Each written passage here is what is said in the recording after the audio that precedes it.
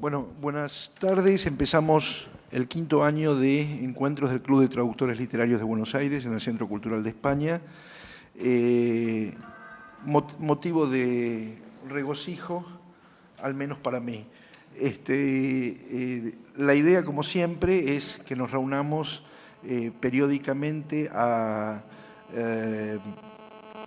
charlar sobre distintos temas vinculados al proceso de la traducción y a todo lo que hay alrededor. Y como ustedes saben, en definitiva, esto forma parte de una serie de actividades que también realizamos no solamente en el Centro Cultural de España, sino también a través de un blog al que se accede poniendo Club de Traductores Literarios de Buenos Aires en el Google. Ahí están todas las actividades que hemos realizado en los últimos 5 años y también todas estas mesas que hasta ahora ocurrieron de a 2 por mes, que están colgadas ahí. O sea, ustedes pueden ver ese material en la columna de la derecha recurriendo a reunión del Club de Traductores Literarios. Hay 53 mesas ya colgadas.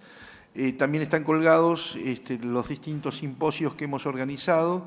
El último fue el año pasado y estuvo dedicado a una celebración de Georges Perec a 30 años de la muerte de él desde el castellano. Probablemente este año también tengamos alguna cosa así. Es muy probable que en el mes de agosto haya en la última semana un pequeño seminario dedicado a la traducción de autores galeses, con la presencia de los autores mismos, así que ya en su momento serán informados. Este año, por una cuestión interna de funcionamiento del Centro Cultural de España, no vamos a tener todos los meses 2 reuniones, vamos a tener una, y excepcionalmente vamos a tener 2 cuando las circunstancias lo ameriten, cuando tengamos algún invitado especial de paso por Buenos Aires y las fechas no cierren para las reuniones que, desde ya les anticipo, van a ser todas siempre el segundo lunes de cada mes. Salvo algún tipo de cambio, de acá a fin de año, a noviembre, que es cuando terminamos las actividades, siempre va a ser el segundo lunes de cada mes. Dado que la actividad se está filmando como se hace siempre, les comento que cuando llegue el momento de las preguntas, que las va a haber, me imagino que habrá voluntarios y si no los designo yo, esperen a recibir el micrófono, porque si no lo único que va a quedar es la respuesta de nuestra invitada y no la pregunta de ustedes o el comentario que ustedes quieran hacer. En principio, dicho todo esto, que es más de circunstancia que otra cosa y que hay que decir también para dar tiempo a los que llegan un poquito más tarde, tengo el gusto de presentar a Claudia Fernández, que justamente va a arrancar hoy con una charla a propósito de las traducciones argentinas de Dante. En el blog del club y también en la publicidad que hace el Centro Cultural de España en su propio sitio, hay un currículum más o menos extenso. Por lo pronto, digamos, lo que corresponde decir es que este tema es el tema de doctorado que Claudia está preparando y que tiene una serie de puntas que nos va a permitir justamente establecer una conversación al cabo de su presentación. Entonces, como se dice en la televisión, sin más dilaciones. Bueno, gracias. No podemos entonces prescindir del micrófono. No, de ninguna manera. A pesar de que tengo una voz potente. De ninguna manera. Bueno, ¿se me oye bien ahí? Sí. Bueno, buenas tardes, gracias por la invitación. Bueno, como comentaba Jorge, soy de algún modo una colada en medio de traductores porque yo estudio traducción, he hecho traducciones obviamente, pero no es mi métier. Yo le envié a Jorge unos posibles temas para desarrollar porque mi investigación es bastante larga en años que me está llevando y larga en cantidad de páginas que está adquiriendo. Entonces, bueno, le propuse algunos temas y él me sugirió un recorrido general sobre las traducciones de Dante en Argentina, de la Divina Comedia específicamente, porque en realidad hay también traducciones de las obras menores, pero lo que realmente es más importante como constitutivo de la cultura argentina son las traducciones de la comedia, que es, de hecho, el clásico más leído en nuestro país. Bueno, y esta propuesta de un panorama general es un desafío, tal vez el peor que me podían pedir, porque, bueno, extraer lo que realmente puede ser interesante para ustedes de tanto material no es simple. Lo que voy a intentar es mostrar las características principales de esta tradición de traducciones de Dante en Argentina, que tiene características específicas que no creo que comparta la traducción en general, y al mismo tiempo tratar de circunscribir o de inscribir, mejor dicho, las traducciones de la comedia dentro de un modo particular en que la cultura argentina se relacionó con los textos canónicos, hegemónicos de la cultura europea. Que, digamos, fue algo que en principio en la investigación yo no me había planteado, pero fue surgiendo cómo cada periodo dio a luz una traducción que es significativa de las relaciones entre la cultura argentina y el canon occidental. Para empezar, obviamente, de rigor empezar por la traducción de Mitre, que es de fines del siglo XIX. Bartolomé Mitre, nuestro expresidente, trabajó a lo largo de casi 10 años en su traducción de Dante. Él hizo una traducción en tercetos encadenados, rimados, manteniendo el endecasílabo y la rima consonante del original, lo que, bueno, ya ustedes que son traductores les puede dar la idea de las distancias que esto va a condicionar en el nivel literal, ¿no? En el nivel semántico.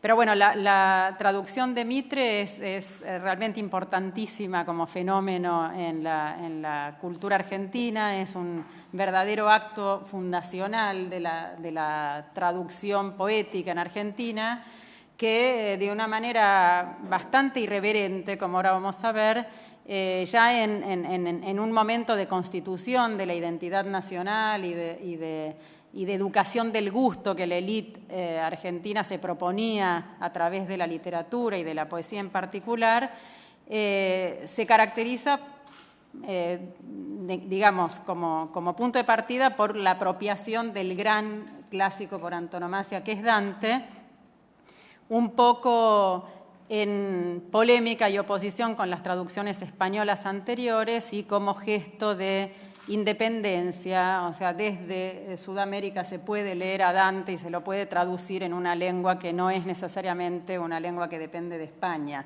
porque había en la época un debate, ¿no?, en el que participaron también Alberdi, Sarmiento, etcétera, acerca del idioma de los argentinos, ¿no? Pero además de la traducción en sí, de la cual ahora vamos a ver un ejemplo mínimo de un solo verso muy polémico que permite entender cómo trabaja Mitre, como tal vez ustedes sepan, la edición de Mitre, que las ediciones van desde 1891, que es la primera del Infierno nada más, hasta 1898, que es una traducción integral. En todos esos años Mitre corrige en base a críticas que fue recibiendo, etcétera.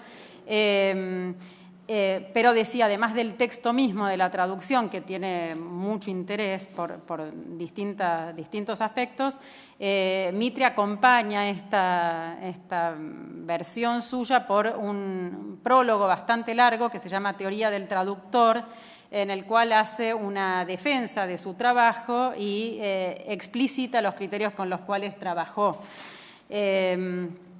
Y además del prólogo, Mitre le acompaña el texto con un paratexto muy rico, con muchas notas, que uno esperaría, si conoce, digamos, la tradición de las ediciones italianas, que sean explicaciones del texto dantesco, que de hecho circuló siempre, ya mientras Dante estaba vivo, ya circulaba con notas de explicaciones de distinto tipo. Pero lo que hace Mitre es muy interesante porque la mayoría de sus notas concierne en realidad su propio trabajo, es una defensa de su labor, de sus decisiones, muchas veces polemiza con las traducciones anteriores, Incluso en varias ocasiones corrige a Dante, digamos, dice, bueno, aquí Dante se equivoca, nuestra versión es más precisa o es más rica, etcétera, ¿no? Lo cual, por supuesto, a nosotros nos despierta una sonrisa, depende del estado de ánimo con el que uno lea en realidad, pero lo que es interesante es que este gesto de Mitre, que por otra parte admira mucho a Dante, de algún modo es representativo de cómo su cultura se sentía superior a la cultura de Dante.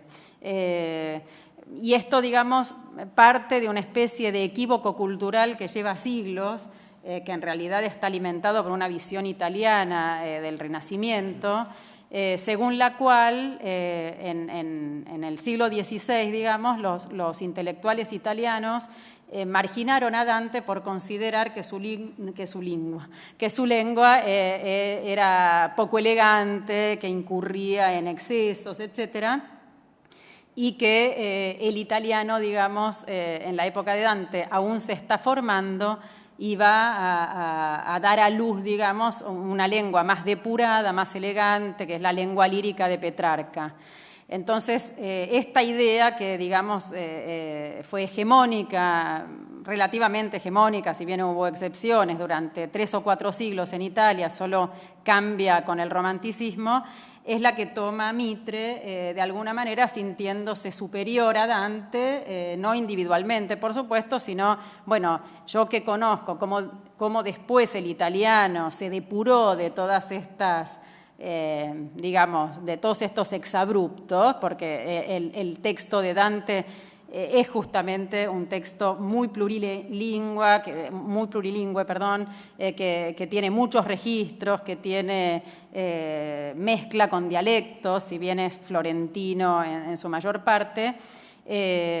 Bueno, él, digamos, homogeneiza la lengua de Dante como si fueran involuntarias estas apariciones de cosas raras en el texto, y lo defiende en el paratexto, en las notas.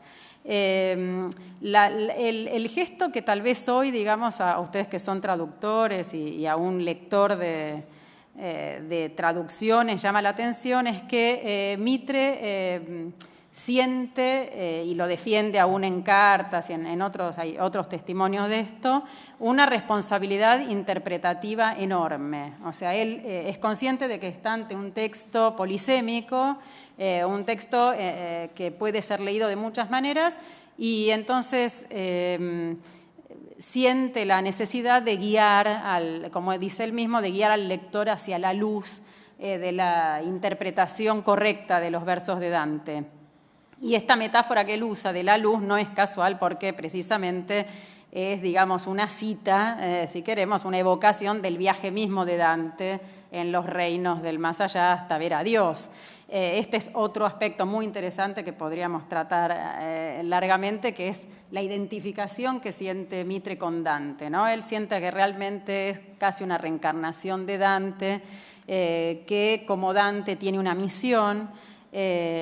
Incluso hay en el prólogo a sus rimas, Mitre dice que tiene una razón, o sea, que él se siente en realidad un hombre de letras, de literatura, que como Dante, por circunstancias, tuvo que dedicarse a la política. Y en ese prólogo él dice una cosa interesante, dice, tengo una razón más para odiar a Rosas, que es el hecho de que me obligó, siendo un hombre de letras, a olvidar mi verdadera vocación y dedicarme a las armas, ¿no? Y bueno, decía que llama mucho la atención a traductores actuales el hecho de que en algunos pasajes particularmente problemáticos del poema, donde hace siglos se discute qué quiere decir un verso, qué quiere decir un terceto, Mitre toma partido por una de las posibilidades interpretativas y no se limita, digamos, a escribir las distintas posiciones de la polémica en nota y eventualmente a tomar partido, sino que traslada al texto mismo de la traducción su interpretación, de modo que el lector esté protegido de entender lo que no debe entender, ¿no? Esto, obviamente, cuando uno lee hoy la versión de Mitre, es particularmente llamativo porque Su interpretación, por otra parte, ya no coincide con la nuestra. La nuestra me refiero a, digamos, la crítica autorizada del siglo XX y siglo XXI. Por lo tanto, llama aún más la atención. Pero independientemente de la posición que él asume, es notable cómo lo hace en el texto mismo. No sé cómo estoy con el tiempo.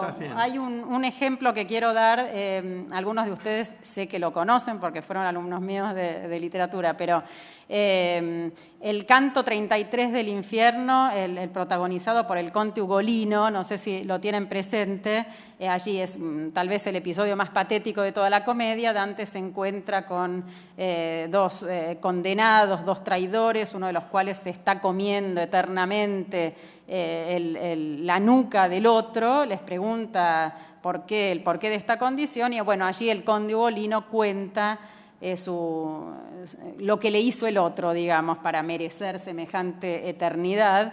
Y bueno, al relatarlo, el relato de Ugolino, que está obviamente enmarcado, digamos, como respuesta a lo que Dante personaje pregunta, cuenta que fue encerrado con sus hijos, con niños, digamos, en una torre, y que en un momento oyeron cómo la torre era clausurada y que no le iban a pasar más comida, y cuenta cómo se fueron muriendo de hambre los niños. Y el relato de Ugolino, que está en Discurso Directo, creo que es uno de los, si no el más largo, el segundo más largo de toda la comedia, termina con un verso, el verso 75, que es hace siglos muy polémico acerca de qué quiere decir, ¿no? El verso en italiano es «Poscia più che il dolor poté il digiuno», o sea, literalmente «poscia» en italiano antiguo es «después», más que el dolor pudo el ayuno, pudo el hambre, ¿no? Entonces, si yo tuviera que resumir muy brevemente la interpretación que durante los siglos se dio de este último verso, diría que a partir del 1300, porque Dante fue comentado muy tempranamente, hasta el siglo XIX, hay una casi unanimidad en interpretar este verso como hubiera querido morirme de dolor antes viéndolos morir, pero lo que no pudo hacer el dolor, es decir, matarme, pudo hacerlo el hambre, ¿no? O sea que sería un verso con el cual Ugolino cierra el cuento diciendo cómo fue su muerte. Ya tempranamente, en el siglo XIV, hubo un comentador que dijo que en realidad lo que quería decir es que se comió a los niños, ese verso, ¿no? Pero fue, bueno, por supuesto no había la circulación que hay ahora de ideas, no había internet, no había, etcétera, por lo cual quedó ese comentario un poco aislado, no hizo tradición, no tuvo peso en los comentarios posteriores, hasta que en el siglo XIX vuelve a surgir, cuando resurgen digamos, el interés por la Edad Media y dentro de él por la Divina Comedia. Hay algunos románticos que empiezan a decir que efectivamente lo que quiso decir era que se comía a los niños, y empezó un debate, digamos, que dura, que por supuesto no está cerrado como la mayoría de los problemas dantescos. Entonces, lo que hace Mitre, les quiero mostrar para después compararlo con lo que hace Battistessa con este mismo problema. Él, bueno, digamos, Mitre decide, como perteneciente a la cultura del siglo XIX, que se comió a los niños, efectivamente, ¿no? Entonces, desatiende un poco la tradición anterior, interpretativa, y pone una nota que dice lo siguiente: algunos comentadores italianos, en contradicción con otros, han procurado interpretar este verso de manera de atenuar el horror del cuadro. Boccaccio, Robiola, Bianchi y Camerini opinan debe entenderse así, que más que el dolor pudo el hambre que lo mató. Es decir, que aquí hay ya una tergiversación de la tradición, ¿no? Porque Boccaccio es uno de los primeros comentadores de Dante, y entonces diciendo que está en contradicción con otros, de algún modo es como si fuera anterior la interpretación de la antropofagia a la que efectivamente era la hegemónica, ¿no? Y entonces él dice que es una pavada eso que dicen Boccaccio, Robiola, Bianchi y Camerini, que igual no son 4, son innumerables, ¿no? Entonces Mitre dice, para decir esta simpleza, o sea que se murió, no habría empleado el poeta los más enérgicos colores del claroscuro de su paleta, que pone de relieve las figuras en la sombra, ni apelar al elemento dramático del fatalismo antiguo, que en los sueños y en los presentimientos envuelven un desenlace obligado de conformidad con las palabras sugestivas que lo acompañan. O sea, en esta metáfora de que Dante es un pintor que usa el claroscuro, es como si él, de alguna manera, digamos, todos los recursos literarios de Dante los estuviera atribuyendo solo a este episodio como si fueran excepcionales, ¿no?, en la comedia. Empero, habla de los comentadores, estos comentadores admiten que tal vez el poeta quiso hacer artificiosamente en la mente del lector la sospecha de que el conde en su desesperación se comió a sus hijos muertos. O sea, está extrapolando en realidad algo ya del siglo XIX, ¿no? Esta es la versión universalmente adoptada de acuerdo con la tradición y esta es la que hemos elegido, procurando hacer más conceptuosa la reticencia, de modo de comprender su doble intención. O sea, esta es la justificación por la que él traduce "y el hambre sofocó mis sentimientos", ¿no? O sea, si bien no se dice explícitamente que Ugolino se come a los niños, esta relación que está ausente en el texto fuente entre los sentimientos y el hambre impiden, de hecho, que uno lea que por eso se murió. Si impidió los sentimientos, le permitió hacer alguna tercera cosa, que es comérselo, ¿no? Entonces, claramente acá el trabajo de interpretación de Mitre, que, bueno, yo estoy dando este caso, hay muchísimos otros, lo elegí porque, ahora van a ver, es un verso célebre en la cultura argentina porque Borges le dedica un ensayo muy famoso.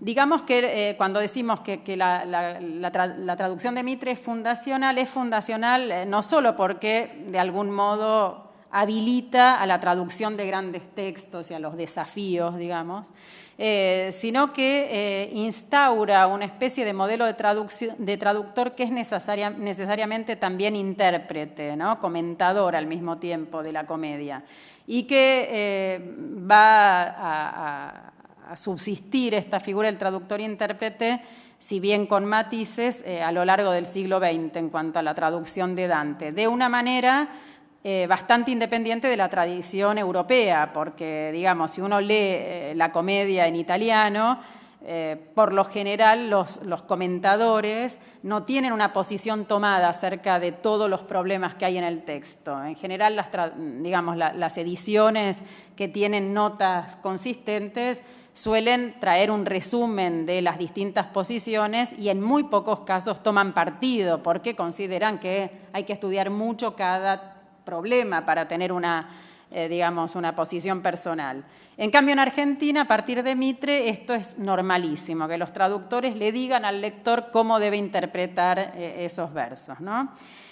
Pasamos a la traducción de Ángel Batisteza, que de algún modo se complementó en la lectura hegemónica de los lectores argentinos en el siglo XX, de aquellos obviamente que no sabían italiano. Es una traducción que Batisteza terminó en 1965, el año del 7º centenario de la muerte de Dante, que fue celebrado con muchos actos y varias traducciones en el mundo, y fue publicada en 1972 por el Fondo Nacional de las Artes, que estaba dirigido en ese momento por Victorio Campo. Esto es importante porque de algún modo también signa una continuidad de la apropiación de la élite argentina, primero, digamos, obviamente representada por Mitre y por el diario La Nación, que había ido publicando los avances de la traducción de Mitre, y por Victorio Campo y, digamos, la legitimación del grupo Sur, digamos, de la circulación de esta traducción. La traducción de Batisteza tiene obviamente una formación muy distinta que Mitre. Batisteza es un humanista católico, profesor de literatura español y de literatura italiana en la UBA, en La Plata, en la UCA. Es está muy formado en italianística y su traducción, además de algunas decisiones preliminares importantísimas como el abandono de la rima, él traduce en endecasílabos pero ya sin rima, lo cual obviamente le facilita más la adhesión literal al texto fuente. Es una traducción en la que se nota la lectura de la bibliografía dantesca que se había desarrollado en esa parte del siglo XX, en que realmente es un periodo particularmente fructífero de estudios dantescos en Italia y en Europa y en Estados Unidos. Bueno, por supuesto que leyendo Battistessa uno no encuentra estas libertades que son tan llamativas en el texto de Mitre, pero les quería mostrar justamente la continuidad, a pesar de que Battistessa, por suerte, no me está oyendo, porque él, digamos, obviamente siente y explicita varias veces que su traducción es superadora respecto de Mitre, no solo desde el punto de vista lingüístico, sino también ideológico. O sea, él dice, las generaciones del 37 y la generación del 80 vieron en Dante un hombre político. Esto es algo en lo que no entré, digamos, la interpretación política de Dante del siglo XIX. Si después les interesa, pregúntenme, porque es realmente interesante. Mi generación es la que realmente descubre en Dante lo que realmente importa, dice él literalmente, ¿no? O sea que... Ya hay una tendencia, sí. O sea, se puede pensar que todos los traductores de Dante son hombres sin abuela. Bueno, acá hay un traductor de Dante presente, vamos a ver qué opina él de esta generalización. Digamos que yo no sé si individualmente diría esto, lo que sí es significativo es cómo distintas generaciones se apropiaron de Dante para descubrir lo que Dante tenía para decirle a su mundo, ¿no?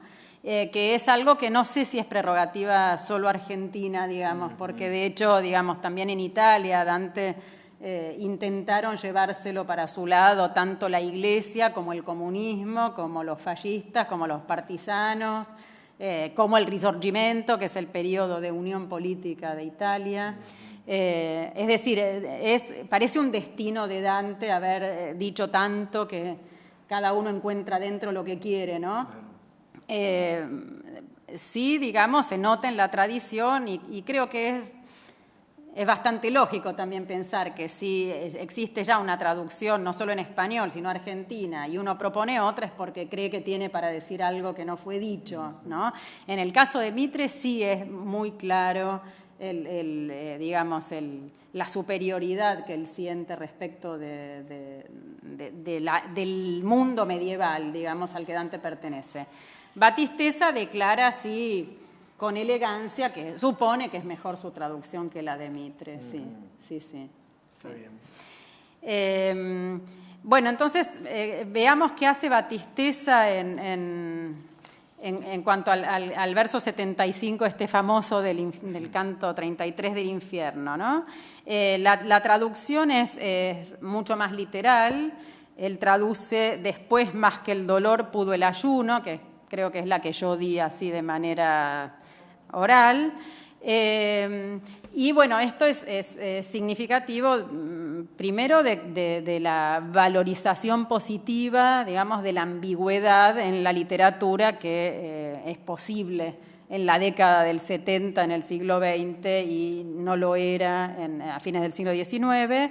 Y además, digamos, es producto de, no solo este verso, obviamente, me refiero a toda la versión, de una nueva consideración de la lengua de Dante en oposición a esta que yo les había señalado, según la cual Dante, como dice Mitre, había escrito en ese caudal turbio que después iría a desembocar en la lengua renacentista ya depurada.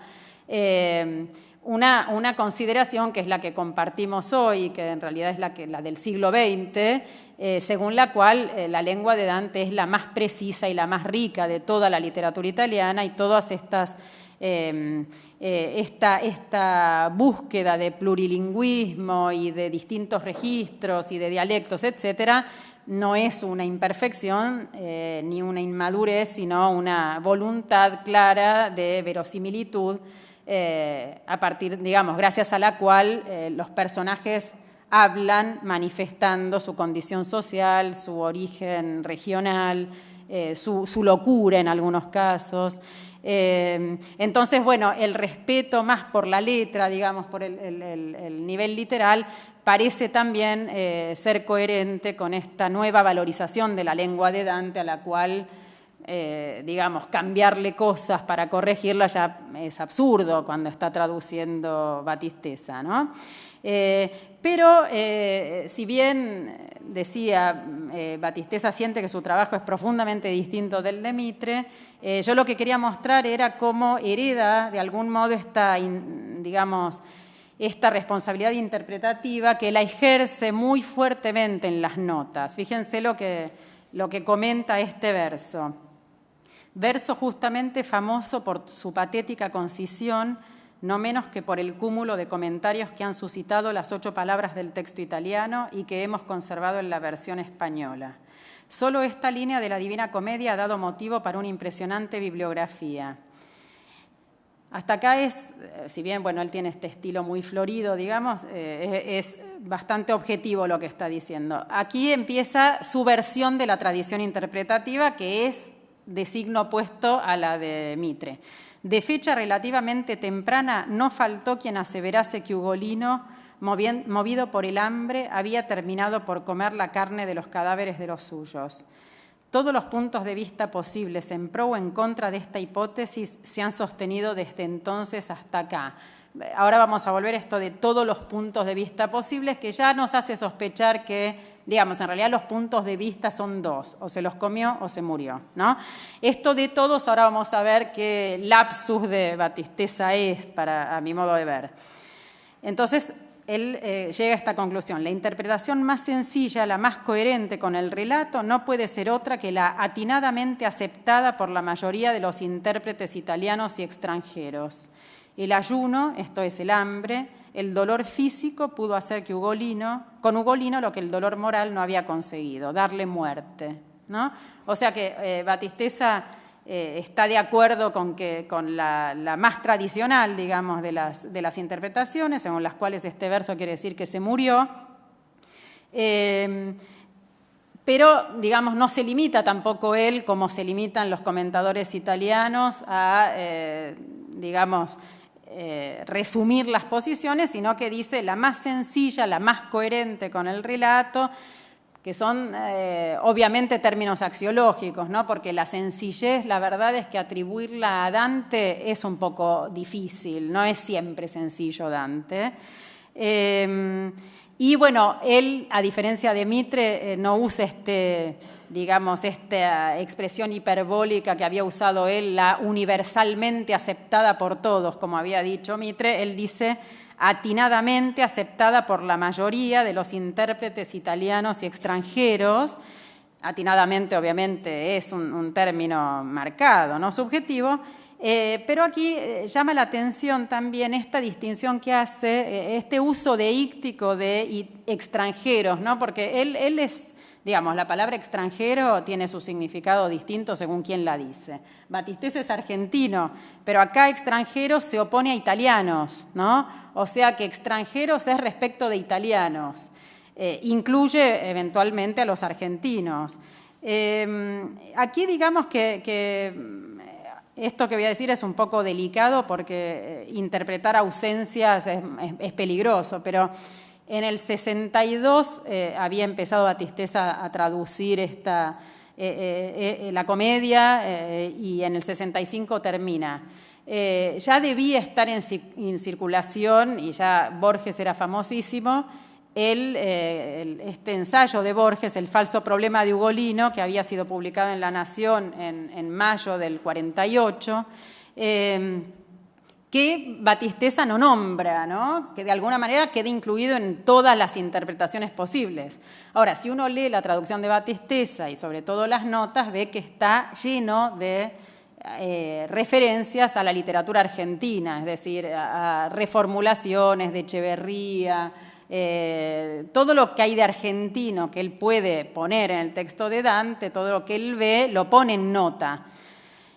Borges es una ausencia notable, dada la celebridad que ya tenía Borges en esa época, De alguna manera creo que esta dicotomía italianos y extranjeros es para desestimar la posición de Borges, que por otra parte es famosísima incluso entre los italianos. Este ensayo dantesco en particular es de los más citados incluso en manuales de literatura italiana, y Battistessa no lo nombra.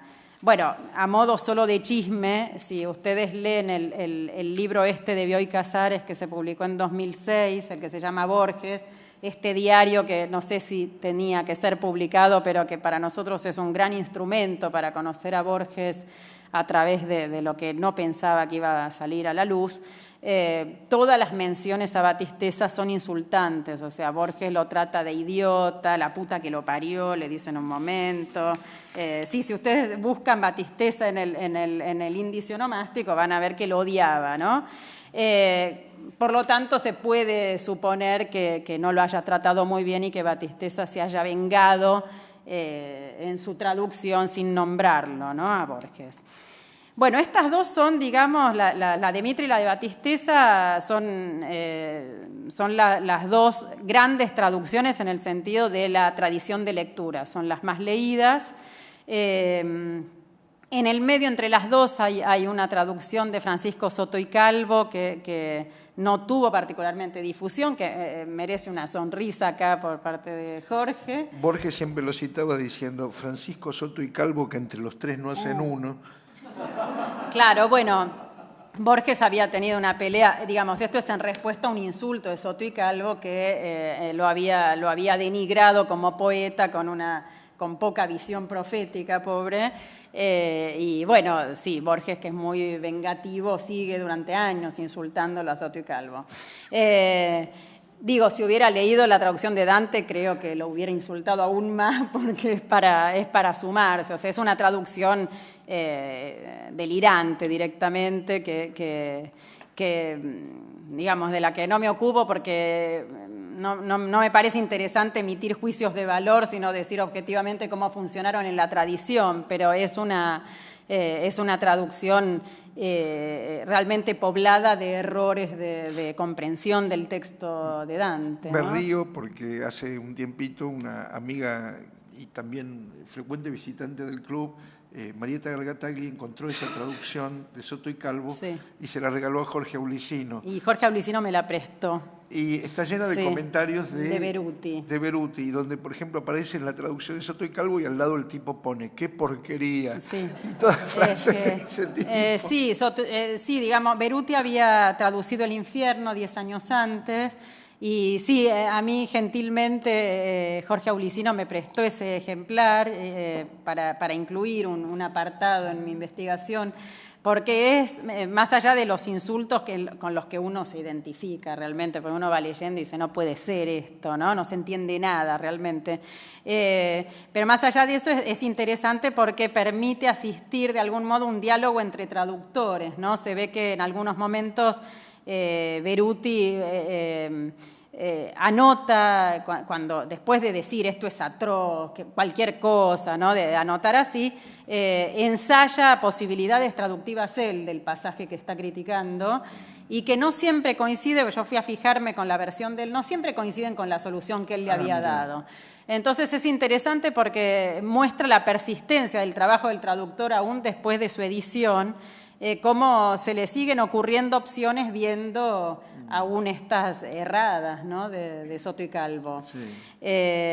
Y bueno, recientemente se publicaron ya en el siglo XXI otras dos traducciones que todavía no tienen tradición de lectura y que el tiempo dirá cómo serán recibidas por los lectores. Una es de Antonio Milano, una edición que creo que costeó él, digamos, que él quiso hacer, y la traducción de Jorge Aulicino, de la cual está, si no me equivoco, hasta hoy publicado El infierno, y en el blog Otra iglesia es imposible están el purgatorio y el paraíso, según me dice Jorge, aún en revisión, ¿no? Y debería salir, ¿no?, completa este año. Debería, bueno. son muy distintas estas dos traducciones recientes como para hacer un diagnóstico, digamos, del siglo XXI, cómo lee en Argentina Dante. Lo que sí tienen en común es que tienen una escasez notable de notas, tienen pocas notas para lo que es, no solo para lo que es la tradición de las traducciones argentinas, sino para lo que es la tradición de Dante en su lengua original y en otras traducciones.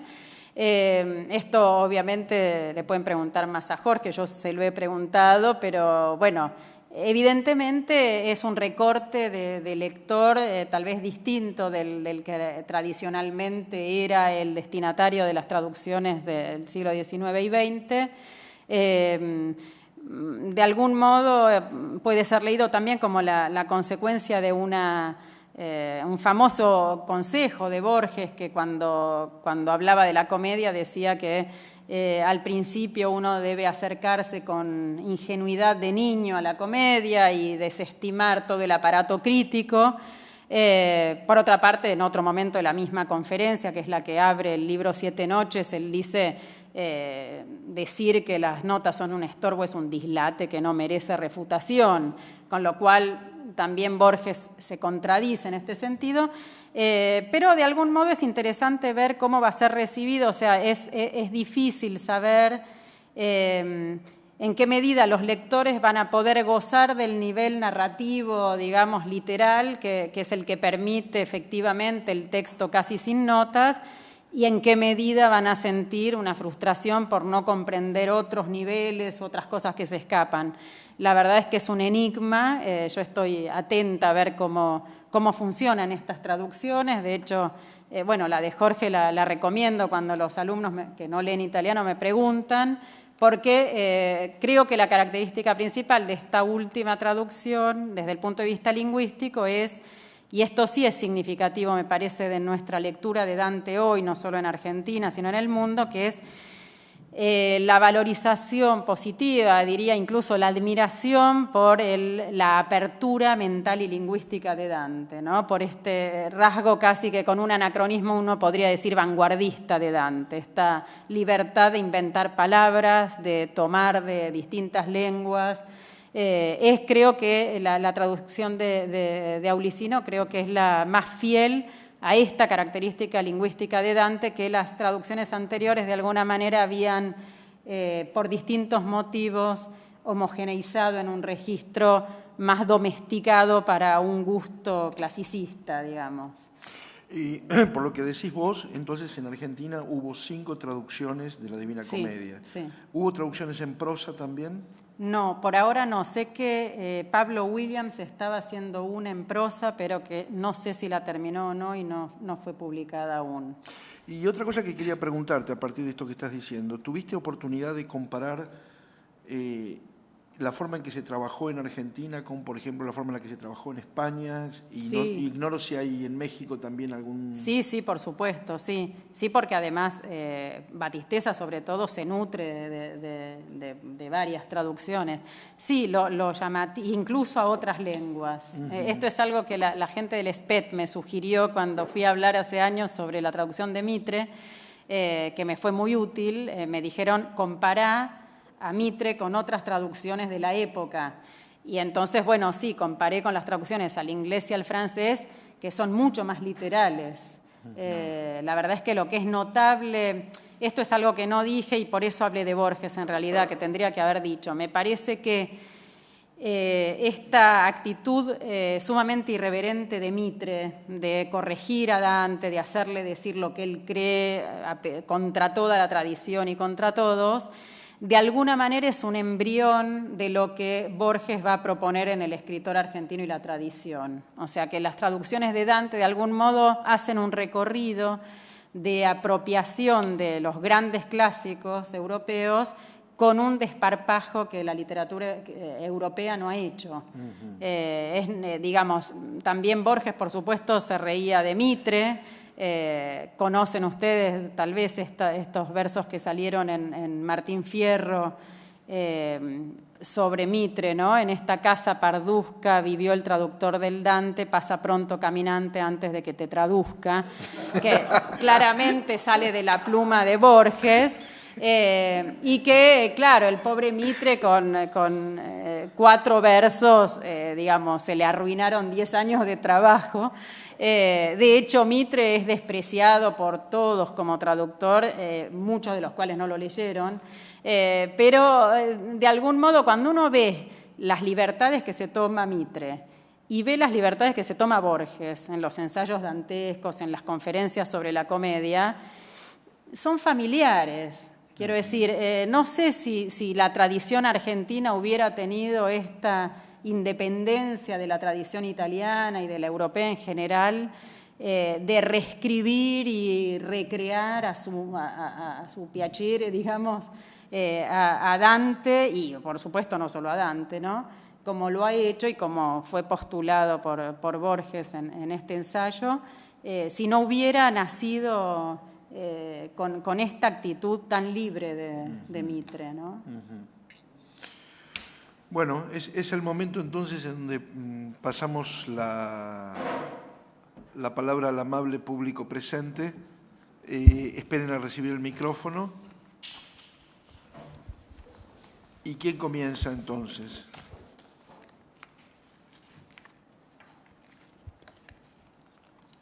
No hay voluntarios, No, que ejerce el terrorismo. los voy a empezar a designar yo entonces. ¿Tenés la lista de inscriptos? No está en la lista de inscriptos, pero de todas maneras me fijo y quien tenga más cara de miedo, entonces ahí empezamos.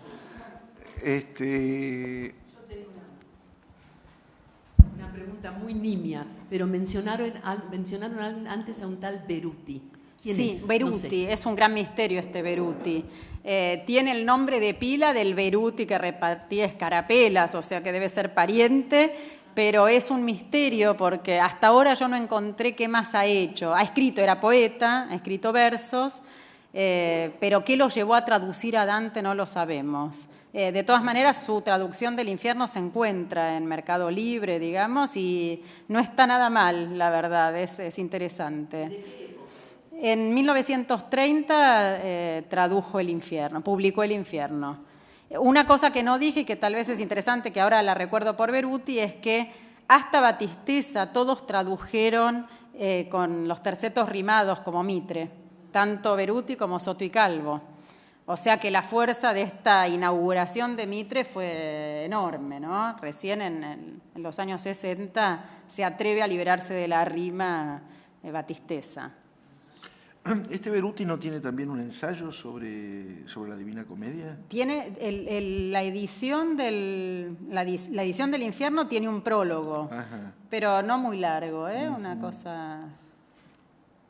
Correcto.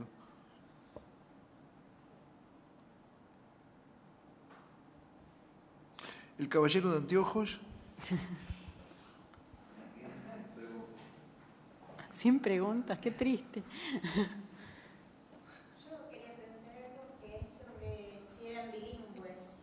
Bueno, como hay muchos italianos acá, y sí. ¿cómo lo leían? ¿Cómo Mitre logró ser tan leído, por ejemplo? Es como curiosidad.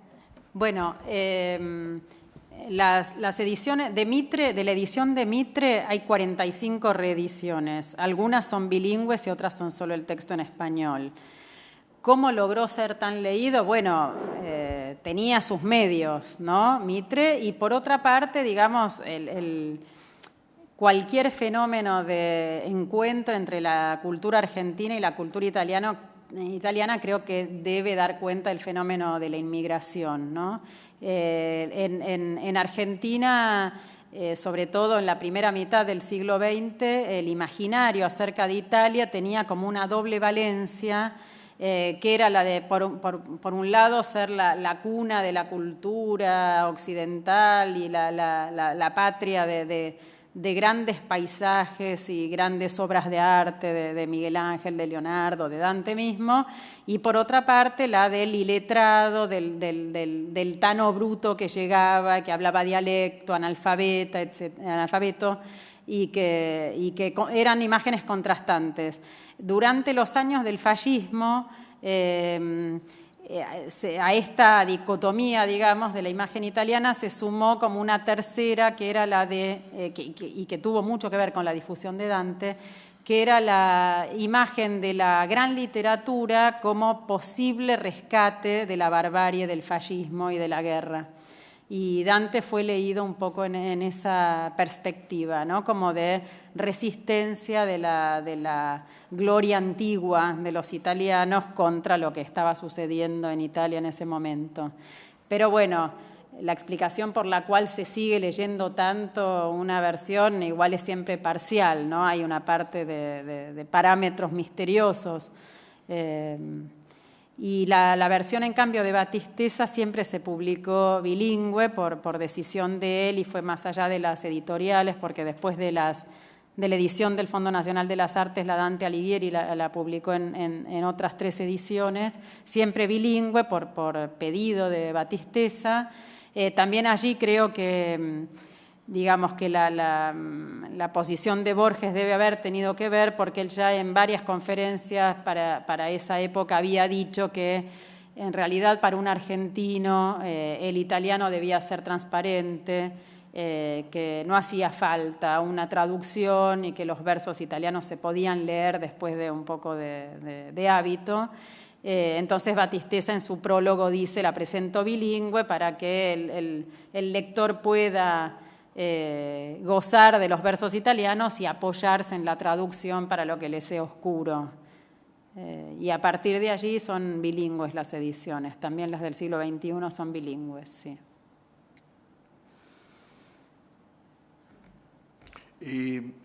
Mercedes. Gracias. ¿Se sabe qué formación tuvo Mitre en lengua italiana y en literatura italiana? No, sí, me hace sonreír la pregunta porque en el Museo Mitre, ¿no? En la casa de Mitre, que está acá cerca, sí. Yo fui a ver los manuscritos, ¿no? Y entonces la gente que se ocupa del museo, cuando yo preguntaba, necesito las cartas relativas al periodo en que estaba traduciendo a Dante, y entonces uno de los que estaba allí, que trabaja hace años, me dice: ¿pero Mitre sabía italiano? Me pregunta, ¿no?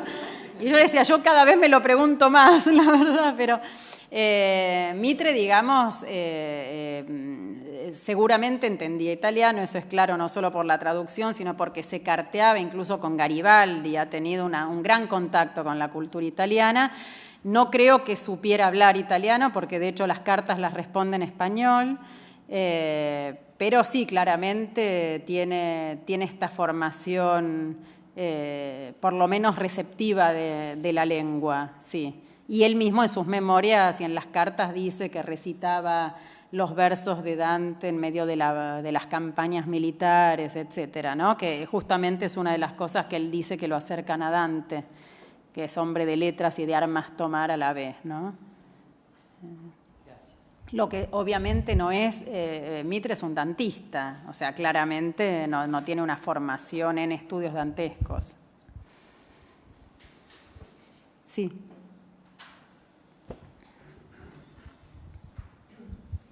Vos hablaste hoy de la relación o mencionaste la relación entre la traducción y los usos políticos, de alguna manera, de la figura de Dante. Recién diste el ejemplo del fascismo.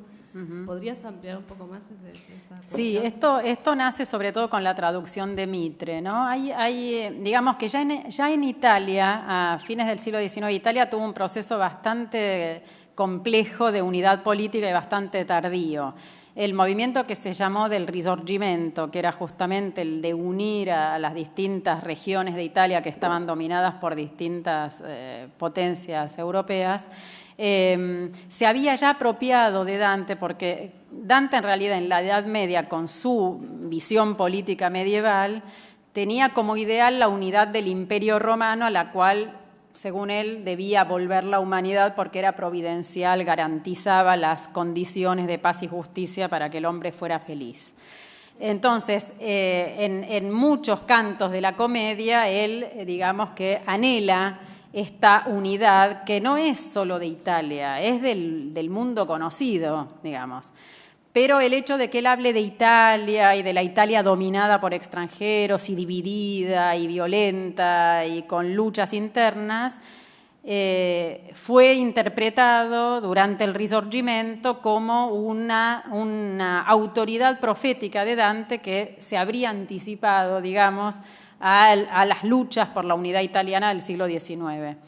Entonces, como Mitre está muy en relación justamente con Garibaldi, con esta ideología, hace por transitividad, digamos, él establece, no solo él, digamos, su generación, un paralelismo entre las luchas de Italia por la unidad política y la reconstrucción de la unidad argentina después de la dictadura de Rosas. Entonces él, digamos que dice, Dante también nos habló a nosotros. Cuando él habla de unificar la patria, nos está mandando un mensaje a los argentinos, ¿no? Esta es como la primera apropiación, la del siglo XIX. Después, bueno, en Italia el fascismo, como ustedes saben, se apropió de todo el imaginario imperial, ¿no? Incluso el fascio littorio, ¿no? que es el símbolo del fascismo, la arquitectura fascista, etcétera, tomó, digamos, la estética del imperio como suya. Y como Dante habla del imperio muchas veces, no solo en la comedia, sino que tiene un libro, La monarquía es el imperio, un tratado político, el fascismo también, digamos que tomó a Dante como si hubiera hablado de la Italia fascista. Por otro lado, como en muchísimos otros cantos, se habla de la libertad política, se habla de los tiranos están en el infierno, etcétera. También los partisanos, la resistencia, lo leía a escondidas a Dante como un autor de ellos. Por lo tanto, hay tanto en ese libro, ¿no? Como dice Borges, está lo que soy, lo que fue y lo que seré. Y entonces es un libro que siempre fue tomado, ¿no? Ya, digamos, ya en época temprana por la Iglesia y por los contrarios a la Iglesia, digamos. Tuvo siempre una utilización política. ¿Y en Batisteza se ve algo? En Batisteza lo que se ve es como una especie... Batisteza parece estar muy enojado con la decadencia de su tiempo, la decadencia de las costumbres, la decadencia de los estudios filológicos, porque él es un filólogo tradicional y entonces está muy enojado con el estructuralismo, por ejemplo. Entonces lo que se ve es eso en Batisteza, ¿no? En el paratexto, sobre todo, se ve como, bueno, volvamos a Dante, que es el que nos vuelve a llevar a los valores que importa en medio de esta mediocridad, ¿no? Más que político, es ideológico y estético en el caso de él, ¿no? Espera que te llegue el micrófono, ahí está. No, me parece muy interesante que hayas tomado el verso 87. 75. Bueno, más o menos. El del Conde Ugolino, porque me parece que el análisis que hace sobre la opción de Mitre es muy revelador de cómo tiene, como vos decís, una posición de superioridad cultural, no personal, sino de cómo siente que la cultura de Occidente ha superado de alguna manera ese lenguaje tosco y toscano, y superado o pulido, perfeccionado, y al mismo tiempo está en ese punto, y me parece que muchos otros, del mismo lado que Dante, porque lo que él defiende es algo, digamos, políticamente incorrecto. Es decir, que el conde Ugolino se comió a los hijos. Y esto viene de una interpretación que, como vos decís, del siglo XIX y del romanticismo. Es decir, que en cierto punto, dentro de la tradición que arranca con el Renacimiento, cuando llega al siglo XIX, digamos que Mitre se desvía por el lado del romanticismo. Y me parece que esa libertad, que al mismo tiempo parece impositiva, porque es la libertad de imponerle a Dante lo que él piensa, de imponerle al texto, digo, de algún modo está emparentada también paradójicamente con la libertad de Dante. Es decir, él no le interesa, digamos, llegar a un resultado académico con la traducción, sino el resultado que él quiere. Y me parece que está dentro del espíritu dantesco esto. Más que Battistessa, que ha sido fiel en la traducción, pero en el comentario ha defendido la posición canónica de que, bueno, Dante no pudo haber pensado una cosa así, porque, por otra parte, el conde Ugolino era un señor de mucho prestigio en su época. Entonces, haber escrito eso no parecía demasiado correcto. Más nada, en un comentario. Sí, sí, no, es interesante, es difícil, ¿no? En cosmovisiones tan lejanas, no solo cronológicamente, sino realmente por la ideología, en qué era la libertad para Dante y qué es qué era para Mitre, ¿no? Es difícil saber, digamos, hacer esta analogía. Lo que sí está claro, digamos, cuando Mitre dice que los demás han intentado borrar mitigar el horror, ¿no? Sí, claramente ahí Mitre debe sentir que su generación, la del romanticismo, es la que redescubrió las grandes pasiones de la Edad Media antes de que el siglo de las luces, digamos, el iluminismo apagara un poco estos excesos. En ese sentido, sí, creo que, bueno, claramente, sí, Dante hace realmente lo que quiere siempre, no le importan ni las instituciones ni las autoridades, lo único que le importa es Dios, que él siente que le está dictando, ¿no? En este sentido, esto le da una gran libertad, porque lo habilita a decir lo que él vio, aunque sea distinto de lo que dice la Biblia, ¿no? En ese sentido, sí, pero y también puede ser que en el sentido más autoritario realmente Dante, cuando escribe la Comedia, lo dice en una epístola muy famosa, dice que el objetivo de su libro es reconducir a la humanidad a la felicidad que ha perdido, la felicidad que para él coincide con el bien moral, ¿no?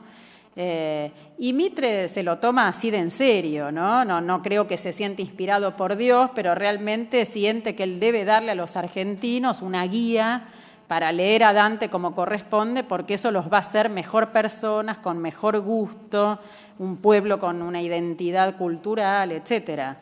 O sea que en ese sentido sí tienen